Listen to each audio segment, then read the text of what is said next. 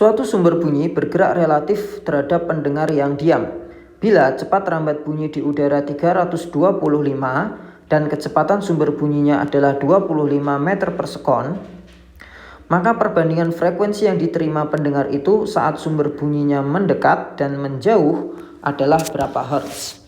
Nah, berarti di sini kita hitung satu persatu ya. Ketika sumber bunyinya mendekat, frekuensi yang didengar berapa? Saat sumber bunyinya menjauh, frekuensi yang didengar itu berapa? Nah, yang pertama dulu saat sumber bunyinya mendekat.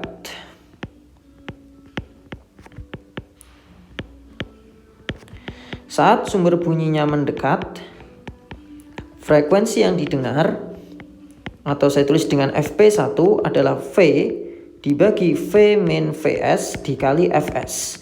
Nah, karena pendengarnya diam ya, maka di sini hanya V saja, atau V plus 0 boleh. Karena sumbernya mendekat maka minus ya. Kita masukkan V-nya adalah 325 dikurangi 325 dikurangi kecepatan sumbernya 25, frekuensi sumbernya kita tulis Fs gitu saja ya. Maka 325 dibagi 300 kali Fs. Oke, itu frekuensi yang didengar ketika sumber bunyinya mendekat. Nah, sekarang ketika sumber bunyinya menjauh.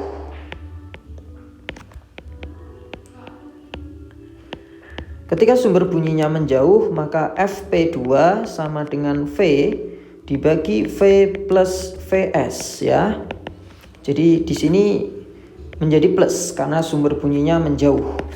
Maka 325 dibagi 325 ditambah 25 kali Fs. Maka nilainya adalah 325 per 350 kali Fs ya. Nah, setelah itu baru kita bandingkan saat mendekat dan saat menjauh, berarti Fp1 banding Fp2 atau 325 per 300 dibagi 325 per 350. Nah, Fs-nya itu kecoret ya, atas sama bawah, jadi nggak usah ditulis. Nah, terus ini kita coret, maka hasilnya adalah 350 dibagi 300.